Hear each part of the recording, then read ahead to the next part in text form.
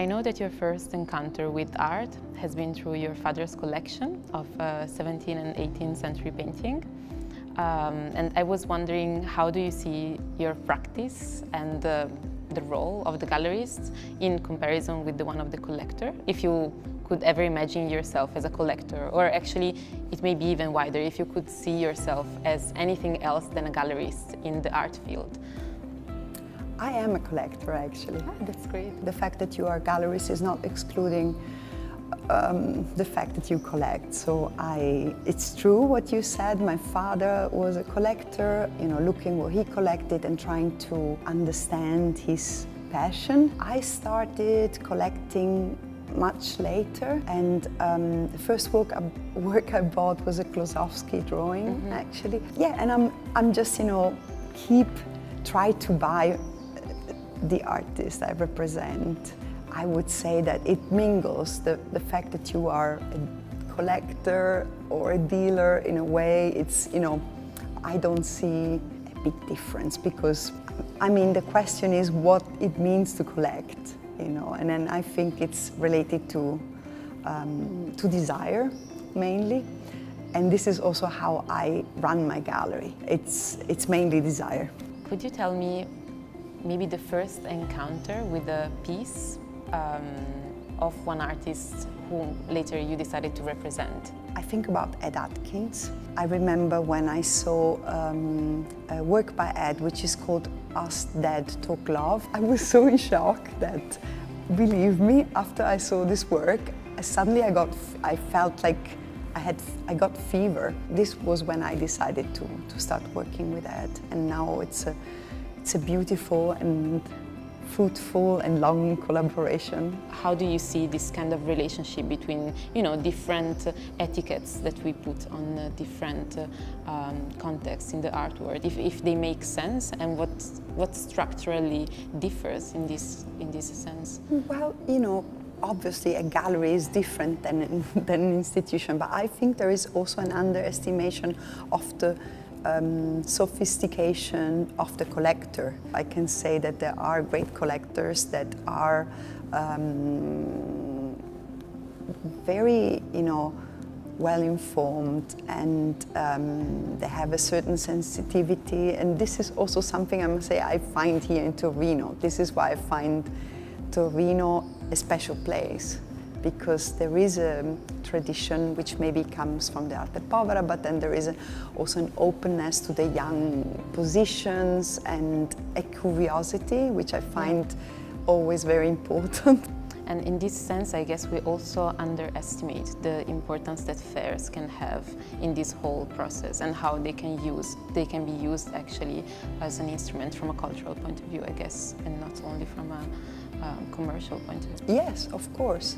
Yes, they can be important platforms. It depends from fair to fair, but thinking about Torino, for me has always been a special fair, exactly because of what we have been saying, because it's a fair where you can have certain conversation, also because it's quieter. Yeah. It has the right number, I think, of gallery. It's not too big, so collectors come and they are more probably at ease, and you can start a conversation with them in a quite a way with collectors, but also with institutions who like to come to Torino, because it's a fair which is different from other fairs.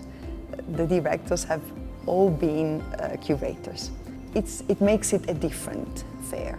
And for the sections that there are in the fair, I discovered works at the fair of artists which I found great, which I didn't know, for example, Back to the Future, So this is why I'm happy actually to come back.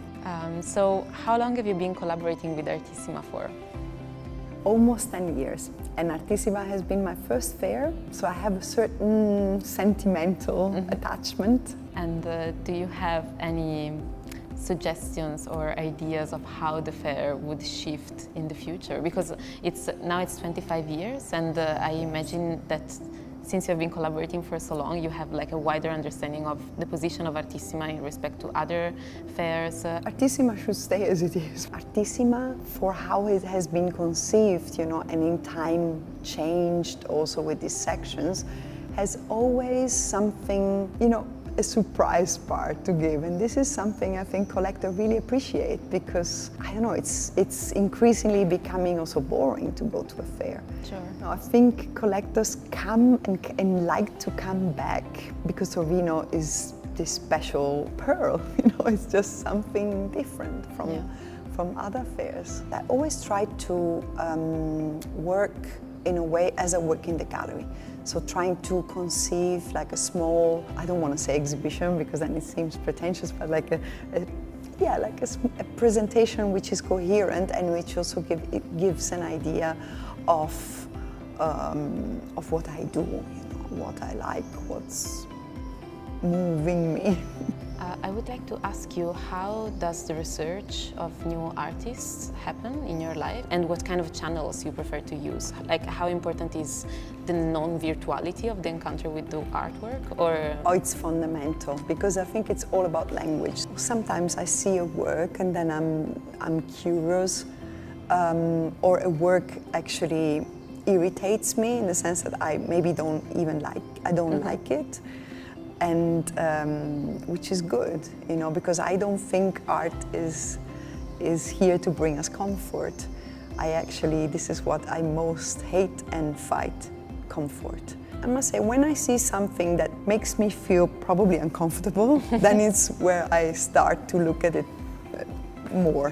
We were talking before about the crisis of the galleries and how it is, you mentioned how it is a philosophical problem and not necessarily a commercial crisis. Yes. Would you like to talk a little bit about Of course, there has been a shift and it's clear. Personally, I don't think it's a problem which is related to the markets, but I think it's more a problem of a content crisis.